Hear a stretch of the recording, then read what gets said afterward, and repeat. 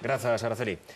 Aos 71 anos acaba de sacar o carné de conducir. Familia e amigos din que esta muller non lle ten medo a nada. Non, e ademais, mentres practica un coche vello, a ilusión desta veciña de Lobios agora é mercar un coche novo, como di ela, un coche de verdade. María Sanz está a punto de facer 72 anos e grazas á súa valentía acaba de sacar o carné de conducir. O seu marido está enfermo e ela, muller atrevida, decidiu apuntarse na autoescola e así cumprir o soño de conducir un coche de verdade. Meteusme na cabeza que iba a sacar o carné. Se tiña que levalo ao médico así, é que non hai a quen chamar. Dixen, vou sacar o carné. E meteusme na cabeza a saqueno. A teórica, a primeira. Hoxe é a primeira vez que manexa o coche do seu marido polos estreitos camiños da súa aldea, pero ela non ten medo, o que quere é conducir para coller práctica. Eu medo non teño.